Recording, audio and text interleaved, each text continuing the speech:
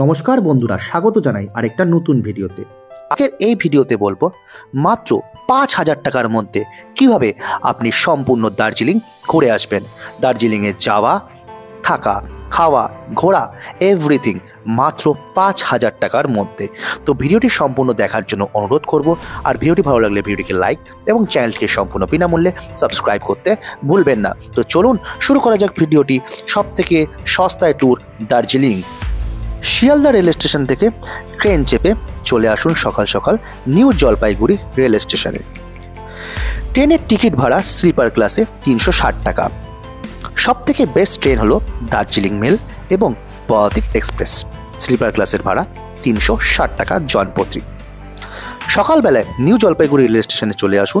New Jalpaiguri rail station থেকে বাইরে বেরিয়ে শেয়ারিং ক্যাব ধরে চলে আসুন NBSTC বাস স্ট্যান্ড। শেয়ারিং ক্যাবের ভাড়া নেবে ৩০ টাকা পার পারসন। সেই NBSTCর বাস স্ট্যান্ড থেকে আপনারা দার্জিলিংয়ে যাওয়ার বাস পেয়ে যাবেন। বাসের ভাড়া নেবে ১০২ টাকা পার পারসন। তো মাত্র ১০২ টাকা দিয়ে ওখান থেকে বাস ধরে ঘন্টা চারেকের মধ্যে চলে আসুন দার্জিলিং। এবার দার্জিলিংয়ে হোটেল নেবেন কোথায়? অবশ্যই দার্জিলিংয়ে হোটেল নিলে ম্যালের আশপাশে নেবেন।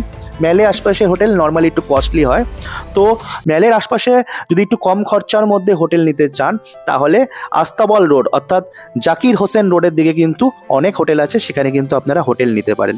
এছাড়াও ভিডিও ডেসক্রিপশনে আমি কিন্তু একটা হোটেল দিয়ে রাখবো যেটা ম্যালে, একদম প্রপার ম্যালে ছিল যে হোটেলটা, সেই হোটেলে আমরা স্টে করেছিলাম এবং অসাধারণ রুমের ভিউ আপনি সেই হোটেল থেকে কিন্তু পেয়ে যাবেন।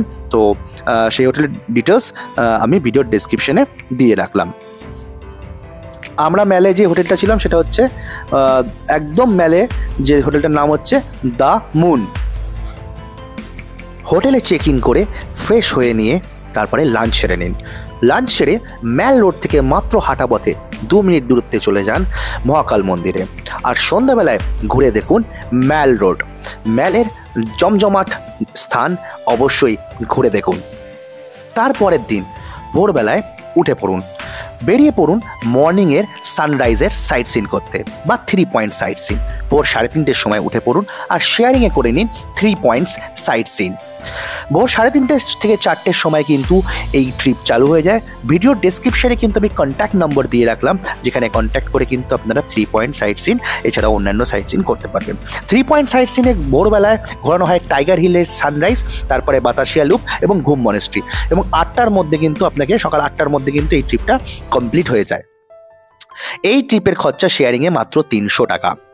আর তারপরে ঘোরানো হয় 7 পয়েন্ট অথবা মিক্স পয়েন্ট ঘোরানো হয়, যার খরচা শেয়ারিংয়ে কিন্তু মাত্র 300 টাকা।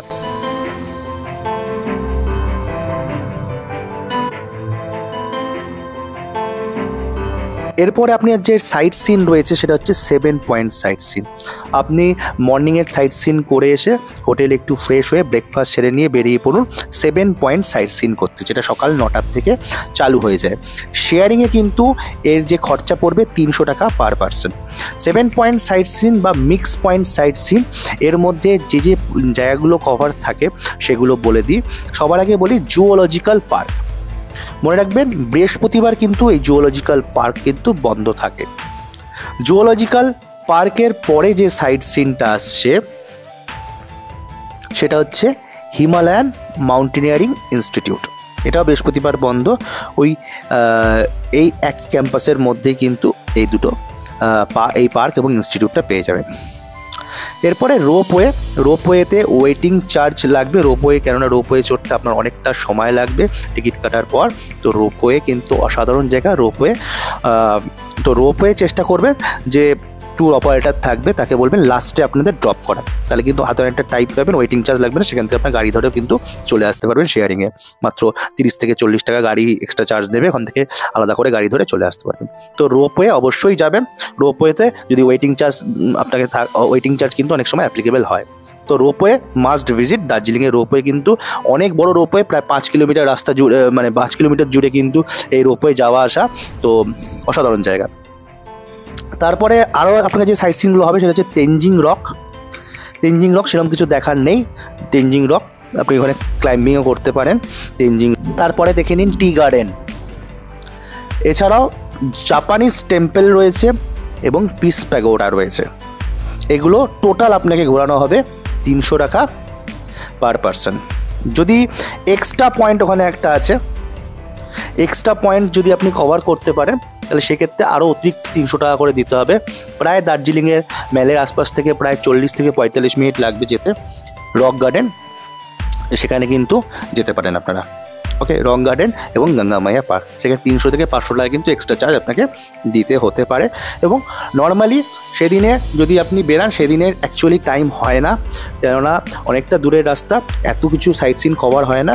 যদি আপনি একদম সকাল থেকে মানে টাইগার হিলে ট্যুর করার পর যদি আপনি পুরো টাইমটা দেন তাহলে হয়তো পুরো সাইট সিনগুলো কভার হবে।